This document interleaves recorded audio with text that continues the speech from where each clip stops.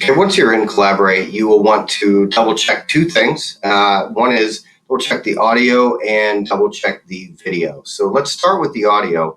You'll see up here that the audio on the microphone within Collaborate is disabled. And that's what we recommend. We recommend that you use the telephone, the Polycom. So if you recall, we do recommend that the Polycom is placed in such a way that your voice is going to be heard. Now, it is a pretty dynamic phone and does capture a wide range of audio, but it certainly can't be in the back of the room if you're in the front of the room. Okay, so the closer to you and where you're teaching, the better.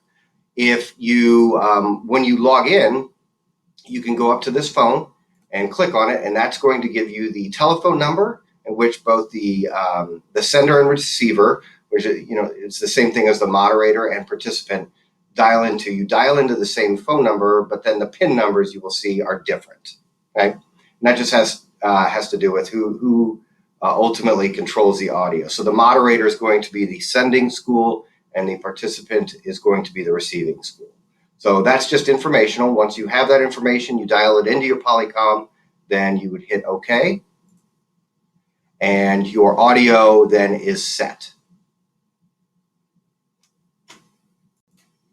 In terms of the video, there are two things to consider with video.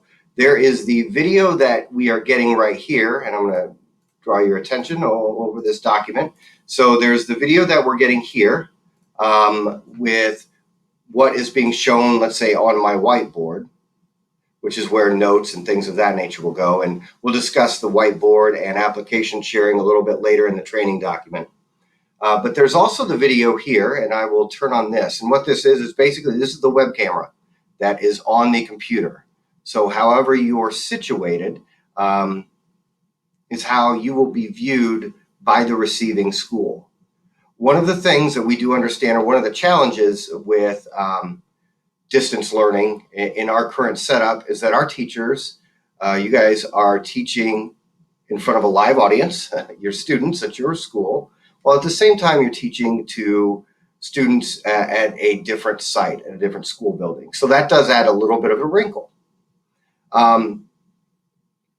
For the video, you simply click on video here, and it's going to turn on the webcam. I have two screen viewing going on, so it looks like I'm looking at a different spot. So this image right now of me is simply what's coming from the webcam. So it will be important for you to remember as you're teaching to give a little face time to the receiving school. You don't necessarily have to stand in front of the webcam the entire time, but it is nice that they are able to see your face and get a face with a voice and have them have a better understanding of who their teacher is. One other piece about the video is I want to make sure that it's important to note that the webcam is really so students just get a sense of the person behind the voice. This is not the best way to show lecture notes or present material. This is just a camera, again, for a face. We'll get into applications that you can use within Collaborate in order to best relay material.